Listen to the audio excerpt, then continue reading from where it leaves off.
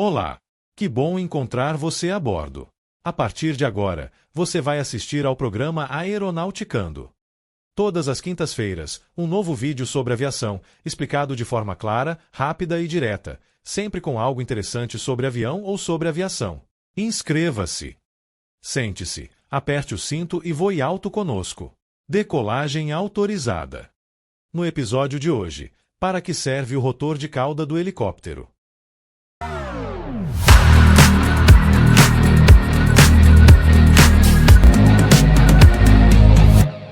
Quando o rotor principal gira para gerar sustentação, ele aplica um torque que tende a girar a fuselagem no sentido oposto.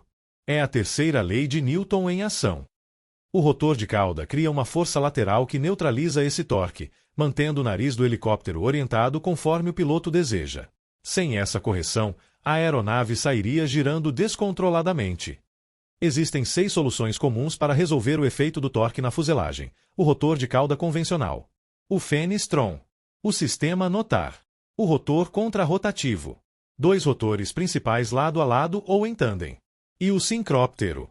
O rotor convencional é uma pequena hélice exposta que oferece resposta direta e eficiente. O Fenestron é embutido na cauda, dentro de uma carenagem, reduzindo o ruído, aumentando a proteção mecânica e a segurança operacional. O Notar, sem rotor de cauda, usa o fluxo de ar e um soprador interno para criar efeito anti-torque, elimina o rotor de cauda exposto, reduz ruído, riscos por FOD ou acidentes com pessoas e animais. Helicópteros com 2 rotores ou rotores contrarrotativos eliminam ou atenuam o efeito de torque, dispensando a necessidade de rotor de cauda. Um sincróptero, também conhecido como helicóptero de rotores entrelaçados, é um tipo de helicóptero com 2 rotores principais que giram em direções opostas.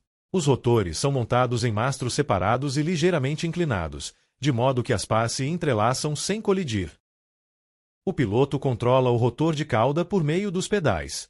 Pressionar o pedal direito ou esquerdo altera a passividade do rotor de cauda ou o fluxo no Notar, aumentando o ângulo das pás, gerando guinada para um lado ou outro.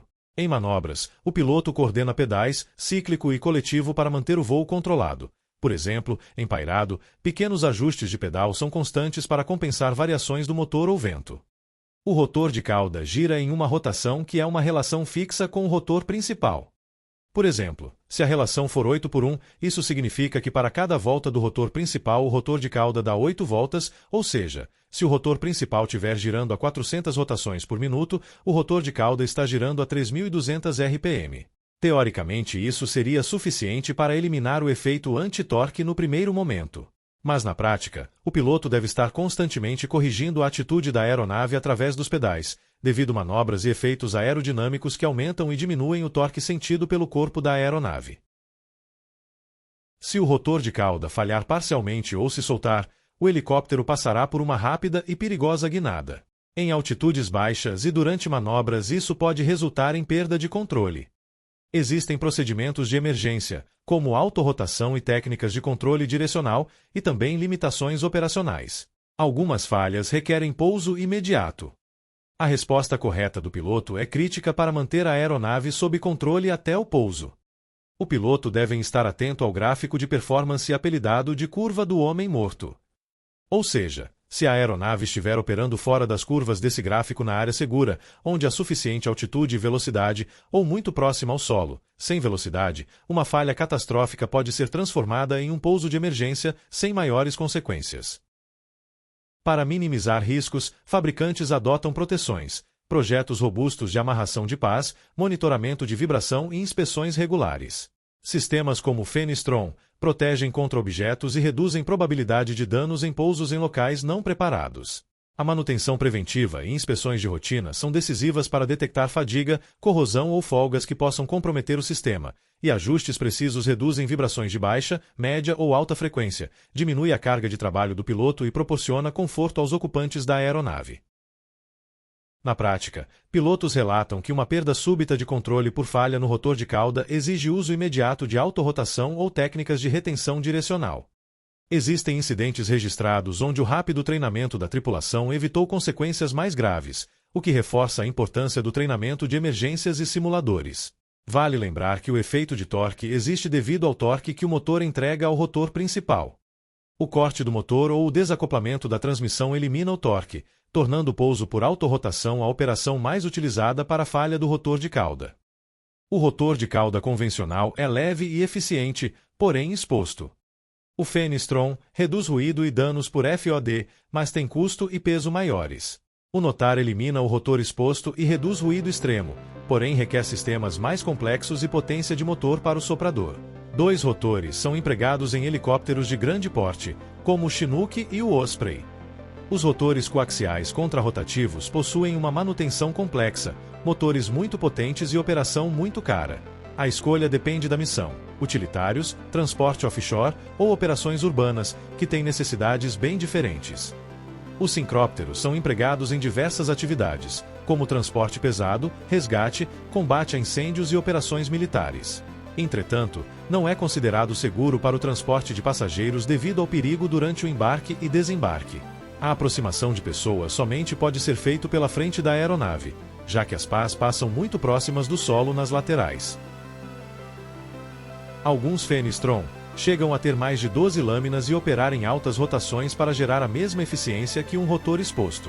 Sistemas Notar criam um efeito coanda controlando o fluxo no corpo do helicóptero, uma solução elegante usada em aplicações onde ruído e segurança são críticos, principalmente em operações militares. Clique no like para não esquecer, e aproveite também para se inscrever e ativar o sininho, para o YouTube notificar você quando tiver vídeo novo aqui no canal Aeronauticando. Se o rotor de cauda parar de atuar, o piloto pode optar por autorrotação, se altura e situação permitirem, pouso controlado com mínima potência ou, em casos de perda de controle, movimentos de emergência voltados a estabilizar a aeronave e reduzir velocidade. A decisão depende da altura, do treinamento específico para a operação anormal do modelo de aeronave, do tráfego no local e da disponibilidade de espaço para um pouso de emergência. O rotor de cauda é pequeno em tamanho, mas gigantesco em importância. Conhecer seu funcionamento ajuda a entender como o piloto mantém controle direcional e equilibra proporcionalmente o efeito anti-torque, como a manutenção atua e por que inovações como Fenestron e Notar foram desenvolvidas. Para estudantes, recomenda-se estudar a interação entre torque, empuxo e controles de cauda para dominar a teoria do voo das aeronaves de asas rotativas. Hoje você aprendeu que o rotor de cauda é essencial para compensar o torque do rotor principal, controlar a ação de guinada e permitir manobras controladas. Vimos os tipos principais: rotor convencional, Fenestron, Notar, 2 rotores e rotores coaxiais contrarrotativos, seus prós e contras, além das consequências de uma falha e das ações que pilotos e manutenção realizam para prevenir e mitigar riscos. E que tenho muito mais coisas para contar que são impossíveis de incluir em tão pouco tempo de vídeo.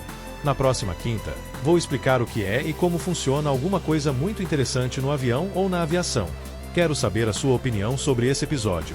Qual a importância desse conteúdo para você, sugestões de mais temas e tudo o que você quiser comentar sobre o canal Aeronauticando. É só colocar aqui nos comentários. Para saber mais sobre o tema deste vídeo, veja nossa recomendação de leitura aqui na descrição. Compartilhe com os amigos. Sua participação e sugestões serão a minha navegação para mais conteúdos interessantes. Te espero lá e bons voos!